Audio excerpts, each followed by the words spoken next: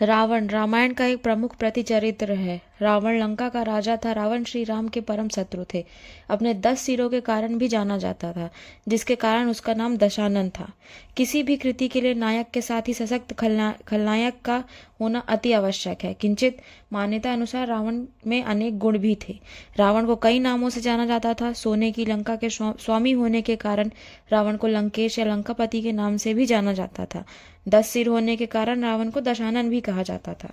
So friends, आज का video start करते हैं। अगर आप हमारे चैनल में नए हैं, चैनल को सब्सक्राइब करें और इस वीडियो को अपने फ्रेंड्स के साथ जरूर शेयर करें। रामायण में रावण को ऋषि वृषवा की संतान बताया गया, लेकिन उसकी मां कैकसी क्षत्रिय राक्षस कुल की थी, इसलिए उसे ब्रह्म राक्षस कहा जाता था। राक्षसी और क्षत्रिय दोनों गुणों के साथ वो बेहद बलशाली और बहुत बड़ा शिव भक्त था। रावण का जन्म महान ऋषि वृषवा बेस मुनि और उनकी पत्नी दैत्य राजकुमारी कैकसी के घर हुआ था। रावण के ऐसे गुण जिसके बारे में कम ही जानते हैं लोग। रावण भगवान शिव के बहुत बड़े भक्त थे। ब्रह्मदेव के वंशज रावण के पिता ऋषि वृषभ महादेव ब्रह्मदेव के पुत्र प्रजापति पुलसत्य के पुत्र भी माने जाते थे। वेदों से ज्ञाता रावण के पिता एक ऋषि थे और माता एक राक्षसी। कुशल राजा और राजनीतिज्ञ थे रावण। महान संगीतकार भी थे रावण। रावण ब्रह्मा ज्ञानी और बहु विद्याओं का जानकार था। वह कई तरह के तंत्र, सम्मोहन, इंद्रजाल और जादू जानता था।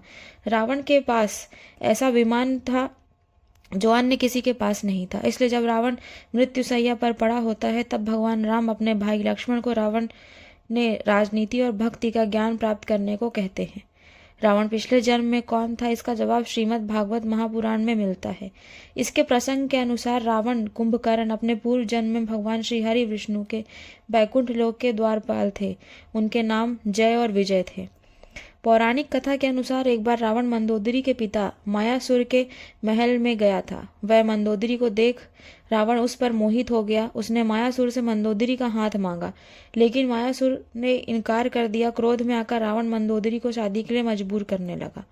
पुलसत्य ऋषि के पुत्र महर्षि अगस्त्य के भाई महर्षि विश्वा ने राक्षस राज सुमाली और ताड़का की पुत्री राजकुमारी कैकसी से विवाह किया था। रावण ने दिति के पुत्र मय की कन्या मंदोदरी से विवाह किया, जो हेमा नामक अप्सरा के गर्भ से उत्पन्न हुई थी। भगवान शिव के वरदान के कारण ही मंदोदरी का विवाह रावण से हुआ था। मृत्यु के समय रावण की पत्नी उससे मिलने पहुंची। मंदोदरी के अलावा रावण ने 2 और विवाह किए थे, जिसमें से दूसरी पत्नी का नाम धन्य मालिनी था, जबकि तीसरी पत्नी की रावण ने हत्या कर दी थी। 84 दिनों तक चला था भगवान श्री राम रावण की सेनाओं के बीच युद्ध। पुराण के अनुसार सीता ने लंका में रावण की कैद में 11 महीने और 14 दिन बिताए थे। पौराणिक कथा के अनुसार रावण परम ज्ञानी और शक्तिशाली था। श्री राम के लिए उसे मारना बहुत मुश्किल था। विभीषण ने राम को लंकेश को मारने का तरीका बताया था कि रावण एक विशेष अस्त्र से नाभि पर प्रहार करके मारा जा सकता है। रावण को मारने के लिए दिव्य अस्त्र का इस्तेमाल किया गया था। विभीषण ने श्री राम को इस अस्त्र के बारे में बताया था। शास्त्रों के अनुसार यह अस्त्र ब्रह्मा ने दशानन को दिया था। इस अस्त्र को पाने के लिए हनुमान वृद्ध ब्राह्मण का रूप धारण कर मंदोदरी के कक्ष में गए थे। उस समय मंदोदरी ने विभीषण की शरण ले ली और उनकी पत्नी के रूप में जीवन व्यतीत करने लगी। हालांकि रामायण में इस बात का कहीं बहुत ज्यादा जिक्र नहीं है, और कुछ लोगों का मानना यह भी है कि रावण की मृत्यु के बाद मंदोदरी ने मृत्यु को चुना और वह सती हो गई। मंदोदरी विभीषण की पत्नी बन गई क्योंकि वह एक समर्पित और सदाचारी महिला थी, जिसमें सती वफादार पत्नी के गुण सम्माहित थे। मंदोदरी की पहचान केवल लंकापति रावण की पत्नी तक ही सीमित रही है। रावण की मृत्यु के बाद उनका अध्याय भी जैसे समाप्त कर दिया गया।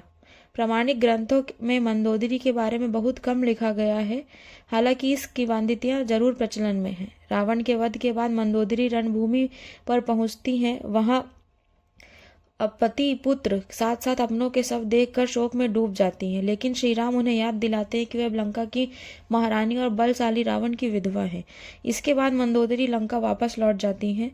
अद्भुत रामायण और कुछ अन्य ग्रंथों में दी गई किंवदंतियों के अनुसार पति पुत्र के दुख में मंदोदरी खुद को महल में कैद कर लेती हैं और पूरी तरह से बाहरी दुनिया से संपर्क तोड़ लेती हैं। इस दौरान विभीषण लंका का राजपाट संभालते हैं। रावण की मृत्यु के बाद भगवान राम ने मंदोदरी और विभीषण का विवाह प्रस्ताव रखा। मंदोदरी ने इस प्रस्ताव को मानने से इनकार कर दिया। इसके बाद एक बार भगवान राम, सीता और हनुमान के साथ मंदोदरी को समझाने गए। तब ज्योतिष की प्रखर विद्वान मंदोदरी को महसूस हुआ कि धार्मिक, तार्किक और नैतिक तौर पर देवर विभीषण से विवाह करना गलत नहीं होगा। इसके बाद उन्होंने विवाह का प्रस्ताव स्वीकार कर लिया। हालांकि रावण की मृत्यु के बाद पटरानी मंदोदरी के बारे में वाल्मीकि रामायण में ज़्यादा कुछ नहीं बताया गया है, लेकिन रामायण के दूसरे संस्करणों में इस बारे में काफ़ी कुछ लिखा गया है। सो फ्रेंड्स, आज की वीडियो में इतना ही। जल्द मिलेंगे न्यू वीडियो के साथ।